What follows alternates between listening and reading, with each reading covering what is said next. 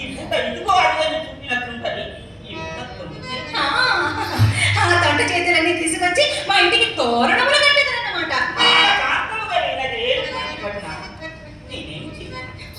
చిరాకు మాని చివరంట. వద్దు, ఇంకా మీరేమీ చెప్పవలదు. 20 దినముల నుండి విని విని నా ప్రాణము విసిగినది. ప్రతిదినము మా అమ్మ చేత మాటలు కూడా లేక చచ్చిపోతున్నారు. మధ్యాహ్నం మీరు వెళ్ళింది మొదలు